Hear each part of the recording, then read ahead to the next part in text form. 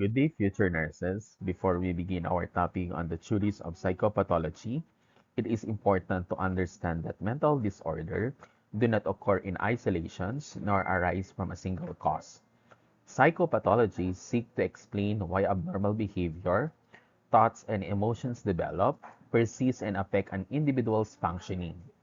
Theories of psychopathology provides framework that helps understand this condition from the biological, psychological, and social perspective. As future nurses, learning this theory will guide you in assessing clients holistically, understanding the roots of maladaptive behaviors, and delivering compassionate, evidence-based mental health care. With this foundation, let us explore the major theories of psychopathology and how they shape nursing practice. Let's start with psychoanalytic theory. Psychoanalytic theory postulates many different change mechanisms and a host of new ways of conceptualizing the change process continue to emerge as psychoanalytic theories evolve and proliferate. Psychoanalytic theory stages and components also depend upon how conscious or aware we are at a certain point in this time. So Freud divided human awareness into the principles of consciousness, unconsciousness, and preconsciousness thoughts. Sigmund Freud's psychoanalytic theory, personality, developed tell us that human personality is the result of three different but fundamental structures: the id, the ego, and the superego.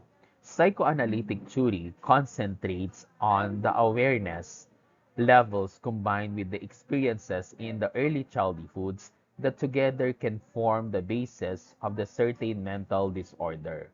So many modern psychotherapies no longer use this century-old method as it has many flaws.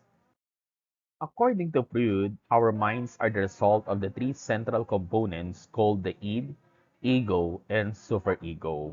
All these interact to make us behave in a similar ways and as individuals. The id is the most basic of these components and describe instinctive responses. Every part of the personality present at birth is composed of the id. This is the drive that keeps the human species alive and responds to our primitive urge and needs. It is therefore the driving force of our personality. Without it, we would not survive. And as we grow older, we learn more about the world around us. While a baby screams until it is fed, and a toddler can learn that this need will be met when he or she wash and dress, for example. The ego operates according to the reality principle, usually by the way of compromise. The line between id and ego is blurred. The latter has the capacity to regulate the former. And our ego is present in every level of awareness. It also geared towards pleasure-seeking and pain-avoiding behavior, but considers other things. Repressed thoughts are often repressed because we know that certain actions will lead to punishment. And lastly, the superego of Freud's psychoanalytic theory is centered on the conscience. Conscience is the result of a learned behavior that evolves through the influence of the people around us. Someone brought us to believe that stealing is wrong will, that steal if they are assured that one will be hurt. So all human belief systems and cultures depend on how the capacity of the human superego from religious law to personal dietary choices. So what are the ego defense mechanism? Okay. So ego defense mechanism are psychological strategies that individual use to cope with the reality and protect their self-esteem.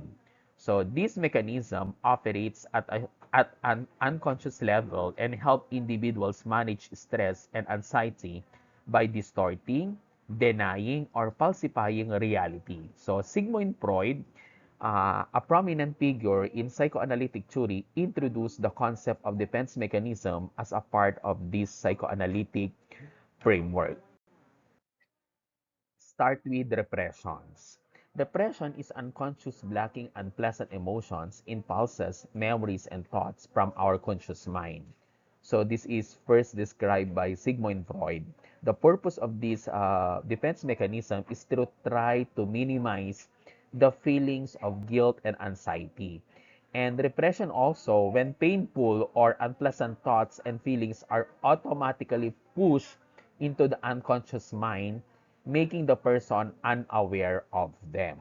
Okay? So example, this one, Mike cannot remember certain painful memories as a child. So to protect himself, he unconsciously represses this memory from his consciousness. Instead, he displays anxious behavior toward other items that he associates with these original painful memories. So that is repression. Next one, we have your suppressions. Is a voluntary form of repression proposed by Sigmund Freud. So it is conscious process of pushing unwanted, anxiety-provoking thoughts, memories and emotions, fantasies, and desire out of awareness. So yung suppression natin is more amenable to controlled experiment than in repressions. The unconscious process of excluding painful memories, thoughts, and impulses from consciousness. So, if you are grieving over the death of a loved one or breaking up of a relationship, you may consciously decide to suppress thinking about the situations to get on with your life. Or in another example, you may have an impulse to tell your boss what you really think about him and his abysmal behavior, but you suppress his thought because you need the job. In both cases, the desire is conscious but is thwarted by exercise of willpower resulting from irrational decisions to avoid the actions. Next, we have your sublimations. It's a defense mechanism that involves channeling unwanted or unacceptable urge to the admissible or productive outlet. So sublimation involves redirecting unacceptable or harmful instinct or impulses into socially acceptable and constructive activities. So for example, in sublimations, a woman who recently went through a breakup may channel her emotions into a home improvement project, or a teen who has angry and violent urge may join his school wrestling team. Next one, we have the reaction formations. It's a defense mechanism in which a person unconsciously replaces an unwanted anxiety-provoking impulse with its opposite, often expressed in an exaggerated or showy way. So reaction formations happens when a person acts in a way that is opposite to their true feelings or desire because they consciously reject or feel uncomfortable with them. So ang example natin here is a young boy who bullies a young girl because on a subconscious level, he attracted to her. Next, we have your rationalizations. It's a type of defense mechanism. This involves explaining an acceptable behavior or feelings in a rational or logical way. So it is avoid the true explanations. So in it comes from the late 1800s, verb rationalize. This means to explain something without needing evidence for it. So in other words, instead of accepting our feelings and behavior as they are, we try to justify them with logic so that we feel better about ourselves. So rationalization is when a person tries to justify or explain unacceptable thoughts, feelings, or actions in a way that preserve self-respect and reduce guilt. So, example here, when you're anxious because someone criticizes your appearance at work, but then tell yourself things like, she probably have some bad days herself, or it was just an imagination running wild. Oh, another one, when you cheated on your partner but tell yourself things like this: I was drunk and she started it, or he does not pay attention to me anyway. So when you overeat but say something like everybody eats too much sometimes, so I'll start diet tomorrow. So these are the example of rationalizations. Next one, we have your projections. That is a defense mechanism in which an individual recognizes their unacceptable traits or impulses in someone else to avoid recognizing those traits or impulses in themselves subconsciously. So yung projection natin is when a person attributes their own unacceptable feelings, thoughts, or desire to someone else. For example, someone who bullies another for being anxious and insecure may be doing so to avoid acknowledging their exhibit those same tendencies. Next one, we have your regression. It's a return to earlier states of development and abandon forms of gratifications belonging to them. So prompted by dangers or conflicts arising at the one later stages. So regression is when a person goes back to an earlier way, thinking or acting because it feels safer or more comfortable, especially when they are stressed or facing challenges. Example here, a young wife, for example, might retreat to the security of her parents' home after first quarrel with her husband. Next, we have your undoing is a defense mechanism in which a person tries to undo an unhealthy, destructive, or otherwise threatening thought or actions by engaging in contrary behavior. So, undoing when someone tries to take back or erase something they did or said, especially if it's made them feel guilty or anxious, in order to feel better or make things right. So, for example, after thinking about being violent with someone, one would be overly nice or accommodating to them. Next, we have your compensations. Is a making up for perceived weaknesses in one area by putting more efforts and focus into the other aspect of your life. It is realistic to acknowledge that you cannot excel at everything and to focus on the areas you might excel. So this defense mechanism can be helpful in maintaining self-confidence when faced with weaknesses. Compensation is when a person focus or improve other skills or qualities to make up something they feel they are lacking, whether it is something real or imagined. So for example, a person shows more talent at golf than tennis might choose to spend much more time there playing golf. Or sometimes when they lose a game of tennis, they might reassure themselves that they are better at golf. So they are accepting that they don't excel at both sports, but they are competent in at least one. So this focus upon their relative strengths maintains a healthy sense of confidence in their overall athletic ability. Next, we have your denial. So it's a refusal to accept the reality that something painful has happened or is still happening. So a person's in denial will act as if this distressing event or thought simply does not exist. So they refuse to talk about the problem or acknowledge any feelings related to do it. It is one of the most primitive defense mechanism because even young children may use denial to cope with trauma or chronic stress. And denial, when a person refuses to accept or acknowledge something painful, like a difficult situations or their true feelings as if it's happening. So, for example, someone with substance misuse problem may remain in denial that their behavior is causing serious problem. They may talk about how well they functions at work or at home while ignoring the consequences of the substance use. It is common for people with substance dependence to remain in denial until they suffered extreme losses such as separation from family, loss of job, or financial devastations. The denial may prevent anxiety in a short term, but it only prolongs the problems in the long term. Next, we have your displacement is a defense mechanism that involves an individual transferring negative feelings from one person or things to another. So displacement, when someone takes out their feelings like anger or frustrations on a person or things that is less threatening instead of the persons who actually cause those feelings.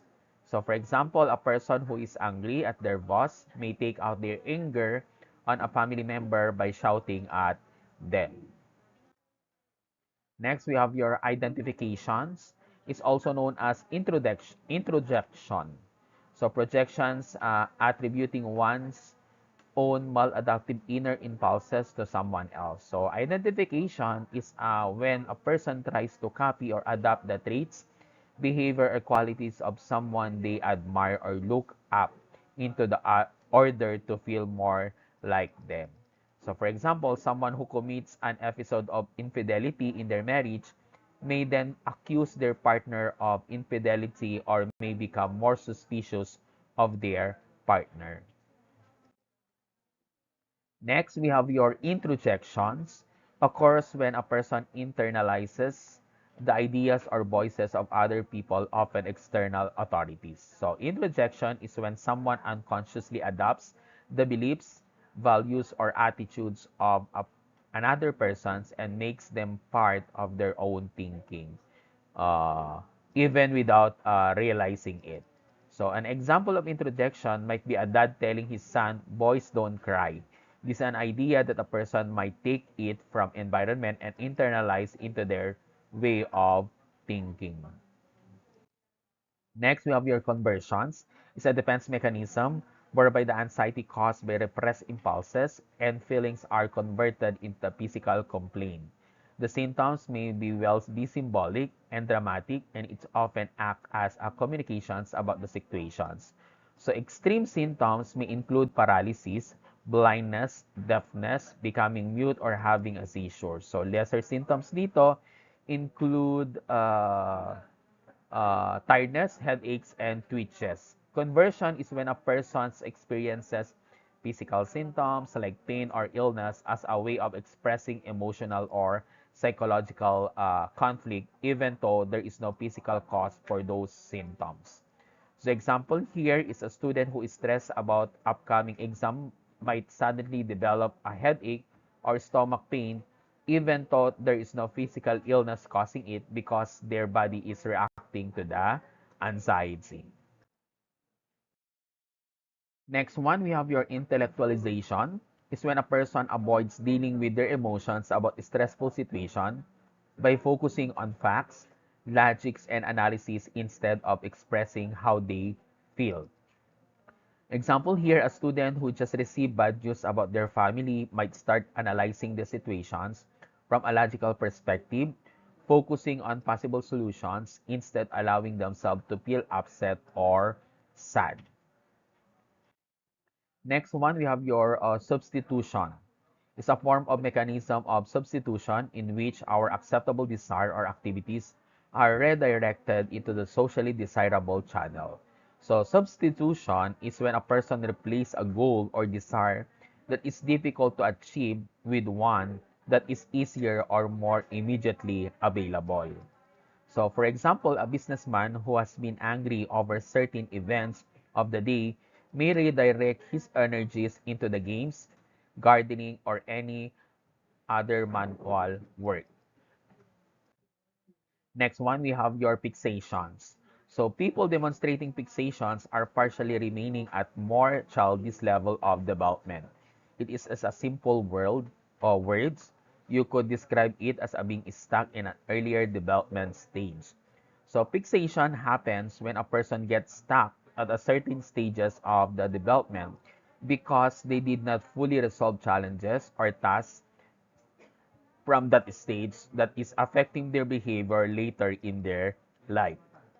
So an example natin here is a student who had difficulty time socializing in childhood might continue to feel insecure in social situation as an adult, unable to fully overcome those early challenges. Next, we have your fantasy. Fantasy, when used a defense mechanism, is channeling of an acceptable or unattainable desire into the imaginations. Fantasy is a person uses daydreams or imaginations to temporarily escape from the pleasures and challenges of everyday life. So example, imagining one's ultimate career goals can be helpful when one experiences temporary setbacks in academic achievement. So these are the five stages of psychosexual development. We have your oral, anal, phallic or oedipal, latency, and genital. So let's start with oral stage. In the psychosexual theory, oral fixation is caused by the conflict in this stage. This is the first stage of psychosexual development. So the oral stage occurs birth to about 18 months. During this time, an infant gets most of their pleasure from their mouth. This is associated with behavior like eating and thumb sucking. The oral stage is the first stage of development occurring from birth around to 18 months. So during this time, baby's primary source of pleasure and comfort come from the activities involving the mouth like sucking and biting. So example natin dito, a baby who is breastfeeding or sucking an pacifier is experiencing pleasure and satisfaction from oral activities, which is typically during the oral stage. Next one, we have anal stage of psychosexual development. The libido becomes focused on the anus and the child derives great pleasure from defecating. So the child is now fully aware that they are a person in their own right, that their wishes can bring them into conflict with demands of the outside the world. So the anal stage happens between 18 to 36 months. And during this time, children become focused on controlling their bladder and bowel movements. It's a key of period for learning about independence and self-control. So example here, a toddler who is learning to potty train becomes more aware of their body and may feel pride or frustrations about using the toilets as they develop control over their bladders and bowel. Next, let's proceed to the phallic stage. Is the third stage of psychosexual development, spanning the ages of 3 to 6 years old or 3 to 5 years, wherein the infant's libido, that is the desire, center upon their genitalia as the erogenous uh, zone. So the child become aware of anatomical sex differences, which sets in motions the conflicts between erotic attraction, resentment, rivalry, jealousy, and fear, which Freud called the Oedipus complex. So that is in boys, and Electra complex in girls. So the phallic stage occurs between 3 to 5 years old. During this time, the children become more interested in their genitals. So the Oedipal complex for boys and Electra complex for girls describe a child's feeling of desire for the opposite sex parent and rivalry with the same sex parents. The example here, a young boy may develop a special attachment to his mother and feel jealous of his father, while a girl might develop a close bond with her father and feel competitive with her mother. Next, we have the latency stage. It's the fourth stage of psychosexual development, spanning the period of 5 to 11 years. So during this stage, the libido is dormant and no further psychosexual development takes place. So that is latent means hidden. So Freud thought that the most sexual impulses are repressed during the latent stage and sexual energy can be sublimated towards schoolwork, hobbies, and friendships. So the latency stage occurs between ages 5 and 11. During this time, children resolve their earlier Oedipal or Electra complex and shift their focus from sexual feelings to more socially acceptable activities.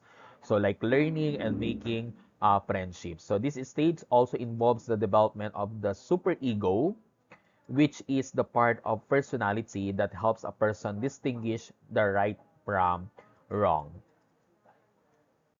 Next, we have the genitals. So, it's the last stage of crude psychosexual theory of personality development and begins in puberty.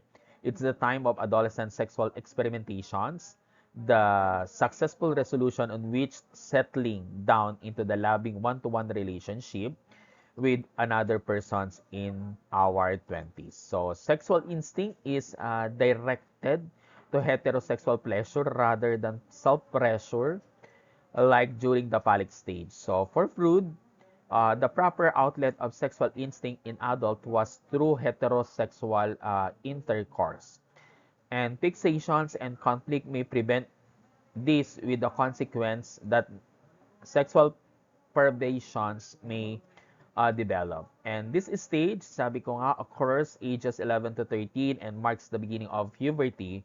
And during this time, a person develops the biological ability for orgasms and begins experience sexual feelings in a more mature way, focusing on intimate relationship. Next, we have the developmental theories. We have Eric Erikson and Jen Figge. So, isa-isahin natin. In this stage, infants and toddlers learn to view the world as a safe and reliable place. If their basic needs, such as food, comfort, and affections, are met consistently by caregivers, they develop the trust. If these needs are not met, they may develop mistrust, seeing the world as unpredictable and unsafe. So the virtue of hope emerges when trust is developed. An infant who consistently cared by their parents, fed when hungry, and comforted when upset will develop trust and hope in their relationship and the world around them. This stage involves the toddler beginning to develop a sense of control over their bodies and environment. As they learn to do things on their own, such as walking, eating, and dressing, they build the autonomy. And if caregivers are too controlling or critical, the child may develop the feelings of shame and doubt about their abilities. So the virtue of will emerge when a child successfully develops autonomy. So example here, a toddler who is encouraged to dress themselves or make small choices such as picking out their own snack will develop confidence and sense of autonomy. So that is trust versus mistrust and autonomy versus shame and doubt. Next one, let's proceed to the initiative versus guilt. In this stage, children begin to assert their power and control over the world through directing play and other social interactions. So they develop the sense of initiative by initiating activities, taking on leadership roles, and being curious. If they made to feel that their efforts are wrong or if their activities are overly restricted by others, they may develop guilt about their desires and actions. The virtue of purpose emerge when children are able to make decisions and feel confident in their choices. So a preschooler who is allowed to lead a group activity or make decisions during playtime, like choosing a game or organizing a project, will develop a sense of initiative and purpose. Next, we have industry versus inferiority. So in this stage, children start develop their skills in their areas like schoolwork, sports, and social activities. So they learn be productive and motivated to accomplish tasks and gain recognitions. If children are unsuccessful in these areas or feel that their effort are not valued, they develop a sense of inferiority. So the virtue of confidence or competence emerge when children feel proud of their achievements and believe in their ability to succeed. So school age who receive praise for good grades, mastering a sport, or contributing to a team project will develop a sense of confidence.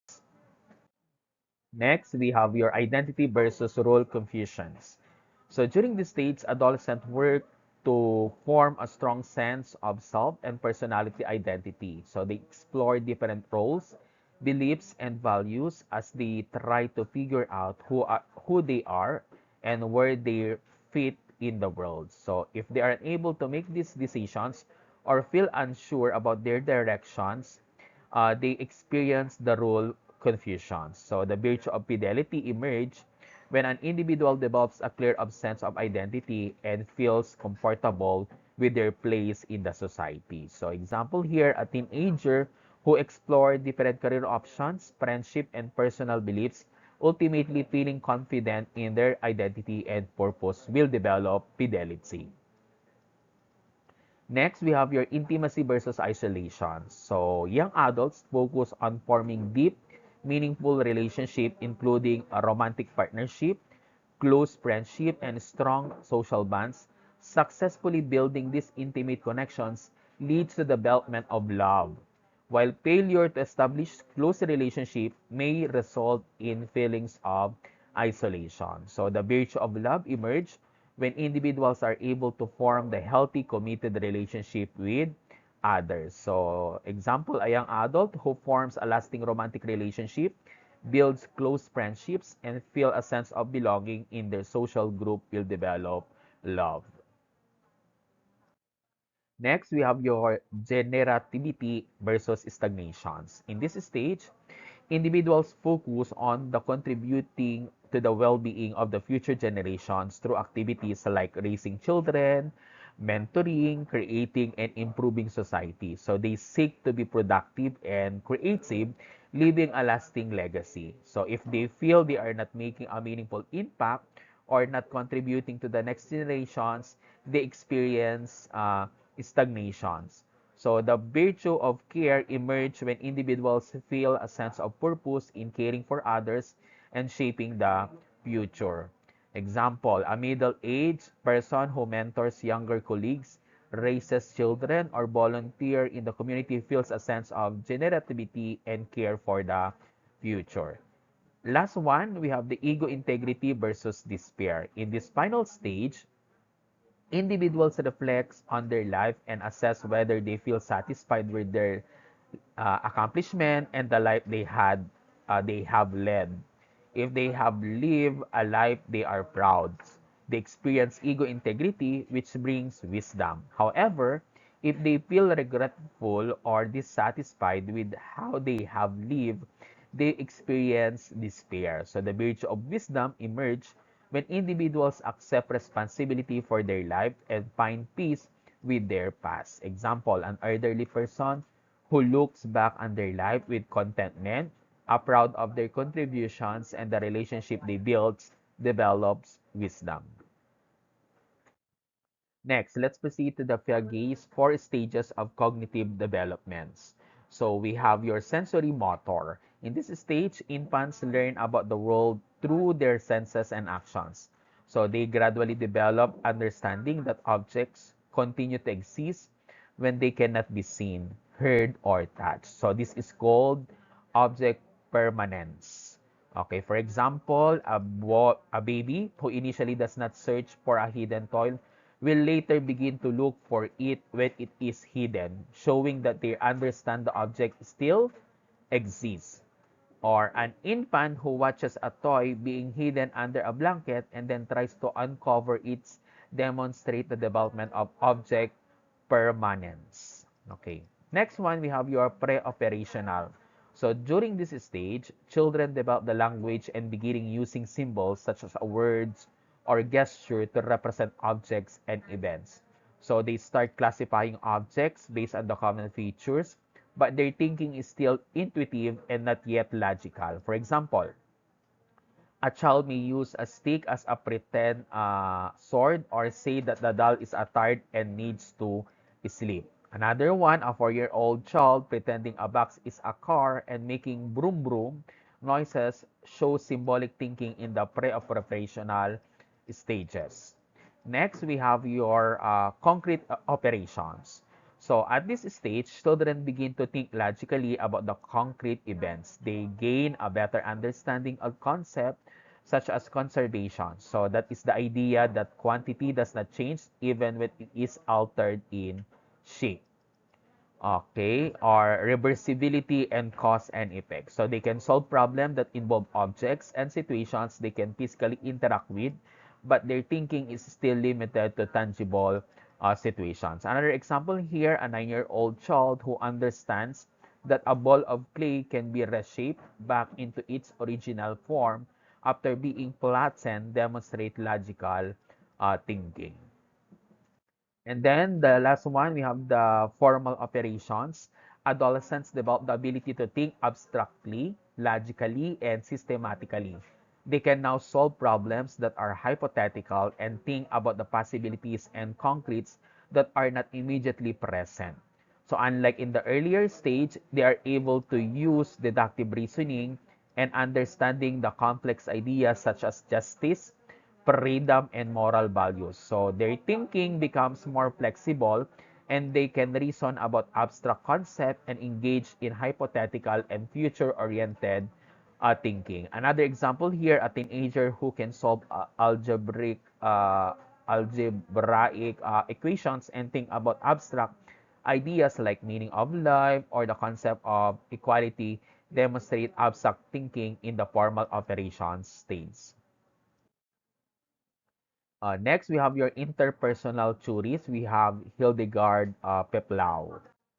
So, Peplau is best known for developing the nurse-patient relationship as a framework for nursing practice, which is central to the therapeutic process in a nursing care. So, she conceptualized the relationship as a dynamic, with distinct phases and the tasks that evolve as the patients and nurse interact. So her work in psychiatric nursing highlighted the importance of communications, collaborations, and nurses' role in helping patients adjust to their illness.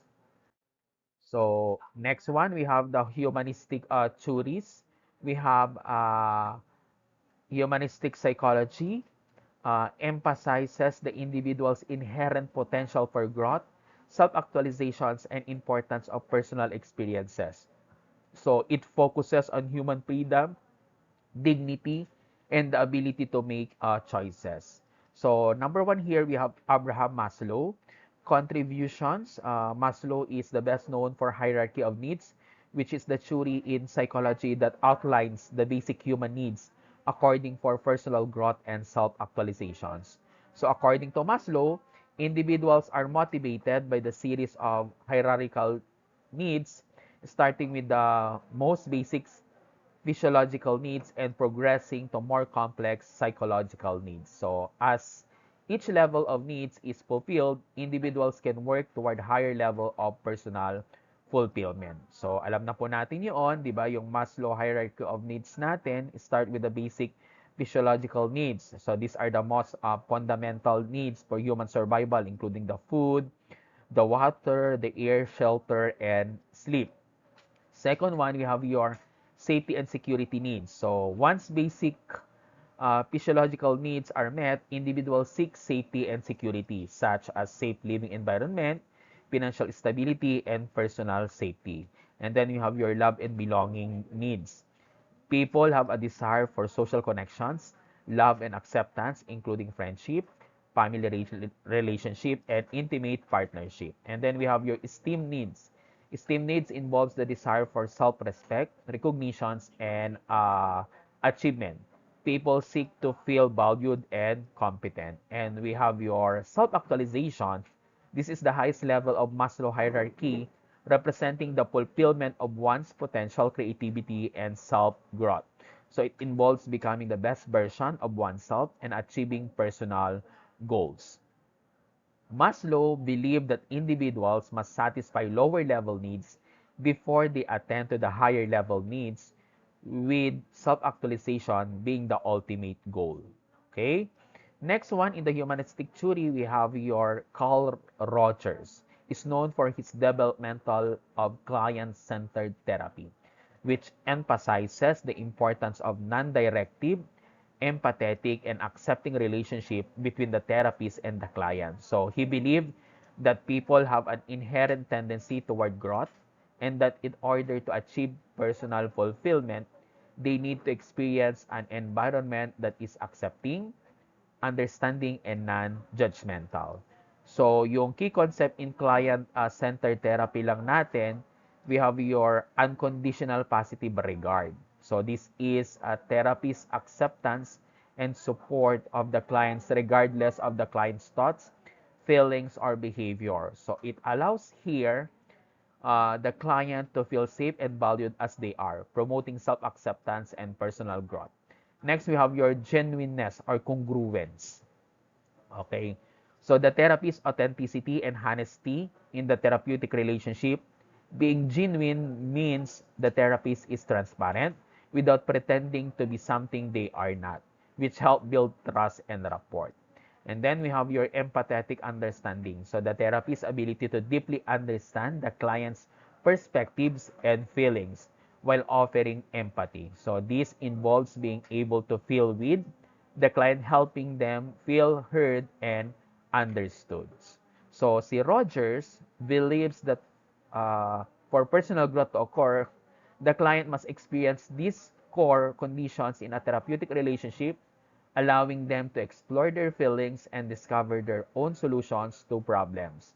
So both Maslow and Rogers contribute significantly to humanistic psychology, emphasizing the importance of individuals' experiences, personal growths, and the potential for self-fulfillment.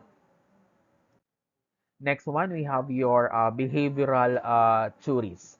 So si Pavlov naman mga anak is best known for his work on a classical conditioning, a form of learning in which an organism learns to associate a neutral stimulus with a stimulus that naturally elicit a response. Through this association, the neutral stimulus begins to evoke the same response as the original stimulus. So ano ba yung classical is condition natin? We have your unconditional stimulus. So yung unconditional stimulus, a stimulus that naturally and automatically triggers a response. And then we have your unconditioned response. So that is the natural reactions to the unconditioned stimulus. So example here, the salivation when food is presented. And then we have your conditioned stimulus, a previously neutral stimulus that association with the unconditional stimulus triggers a conditioned response. Example, a bell that rings when food is presented. So, ang conditioned response natin dyan, the learned response to the conditioned stimulus. Okay. So, Pavlov famous experiment with dogs demonstrate that if a bell was rung every time every time food was presented, so the dog would eventually salivate at the sounds of the bell alone, even if no food was present. So so the dog learned to associate the bell with the uh, with the food and leading to salivations. Okay? Next one, we have B.F. Skinner. So Skinner is best known for his work on the operant conditioning. So a theory of learning that focuses on how behavior is influenced by its consequences. Skinner believed that behavior is shaped by reinforcement and punishment, and individuals repeat behavior that are rewarded while avoiding those are punished. So, ang kwan natin dito, ang operant conditions natin, pag sinabi nating reinforcement, any event or stimulus that increases the likelihood of a behavior being repeated, there are two types of reinforcement. We have your positive reinforcement that is adding something pleasant to increase behavior, and then negative reinforcement that is removing something unpleasant to increase behavior. And then we have your punishment. Yung punishment po natin, that is a consequences that decrease the likelihood of behavior occurring again. There are two types of positive punishment.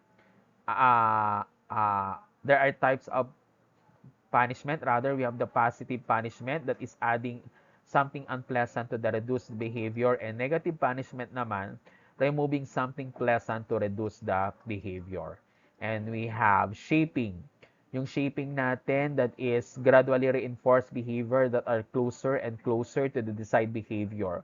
It involves rewarding successive approximations to help an individual achieve a complex behavior. So example, if a student is praised, that is already a positive reinforcement, right?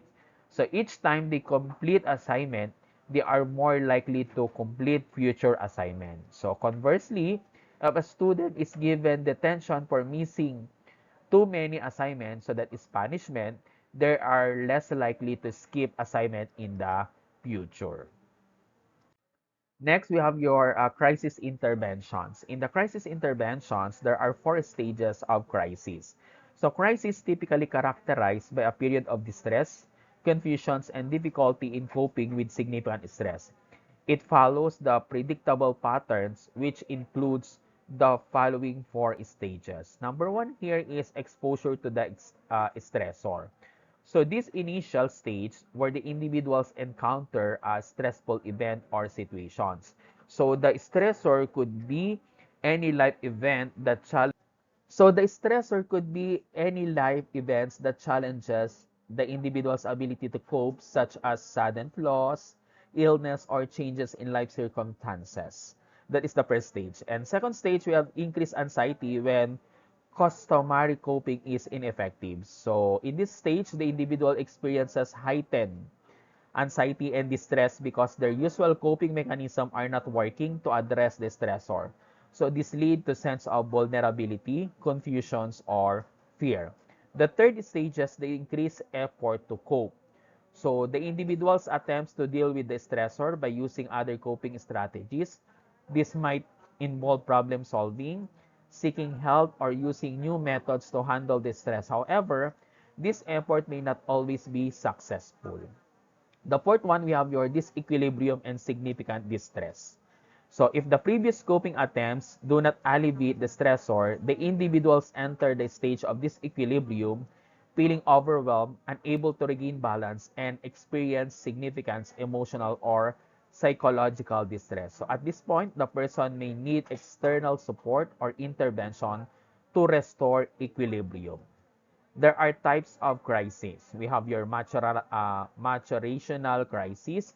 These crises are related to normal developmental life transition that individuals experience at a certain stages of life. So example include adolescence, marriage, childbirth, and retirement. While these events are expected, so they are can still provoke stress and anxiety as the individual adjusts to the new roles and responsibilities. Example here is a teenager experiencing identity confusion during the adolescent as they move from childhood to adulthood. That is maturational crisis. Next one, we have your situational crisis. So that is a situational crisis arises from an unexpected, usually external event or situation that disrupt an individual's life. So these crises are caused by life events that are not part of the typically developmental process. They can include accidents, financial loss, or a sudden death in the family. Example, a person who loses their job unexpectedly and feels unable to cope with the financial and emotional consequences. And last one, we have your adventitious, that is occurs a result of external events or natural disaster that are not part of the individual's regular life experiences. So these can be crises that affect large group of people such as natural disaster, terrorist attacks, or public tragedies. Example here, a person who experiences trauma and loss after the natural disaster such as hurricane or earthquake. Okay, so ang crisis intervention natin, crisis states last for 4 to 6 weeks and outcome is either to return from the previous functioning level, improve coping, or decrease coping. And we have your treatment modalities natin, that is individual psychotherapy. So that is a therapeutic method used to help individuals bring about the changes in their attitude, thinking, and behavior by exploring their emotions, thoughts, and past experiences in a safe and confidential environment. So this type of therapy is typically one-on-one with a trained therapist guiding the person through their emotional struggles, mental health concern, or personal challenges. So ano bang purpose of individual psychotherapy natin? Number one, we have your self-exploration to help the individuals better understand their thoughts, emotions, patterns, and behavior patterns. Another one, behavioral change to assist in modifying maladaptive behavior and thought process, fostering healthier coping mechanism. Another one, we have your emotional relief to provide emotional support in addressing symptoms or stress, anxiety, depressions, and other psychological issues. And also, it is help to improve your relationship, to enhance interpersonal relationship by improving communication skills and emotional regulations. So, ang approaches lang natin dito sa individual psychotherapy na we have your cognitive behavioral therapy. Pag sinabi natin cognitive behavioral therapy, that is focuses on identifying and challenging negative thought patterns of replacing them with healthier, more realistic thoughts and behavior. Another one, we have your psychodynamic therapy. So explore unconscious patterns, past experiences, and how they influence current behavior. So this approach emphasizes the self-awareness and emotional insight. And then we have your humanistic therapy, center around the individual self-growth, self-acceptance, and realization of potential. So yung therapist natin open, provide unconditional positive regard and empathetic understanding. And then we have your existential therapy. This is help individual address existential issues such as finding meaning in life, dealing with mortality, and facing challenges of a free will, isolation, and responsibility. And we have also interpersonal therapy that is focuses on improving interpersonal relationship and communications.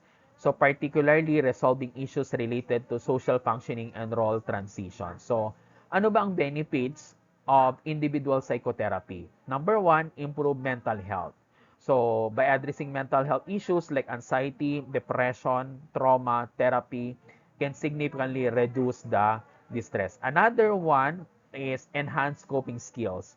So individuals gain tools to cope with life's challenges more effectively. Next one, it's a greater self-awareness. So therapy helps individuals better understand their thoughts, emotions, and behavior. And we have also the healing from trauma. That's another benefit. So psychotherapy offers a space to process and heal from past trauma or the difficult life experiences. And lastly, personal growth. So the process of self-explorations and learning can lead to positive change in a self-esteem and confidence. So yun po yung individual psychotherapy. Okay? So as we end our discussions on the theories of psychopathology, remember that no single theory can fully explain human behavior or mental illness.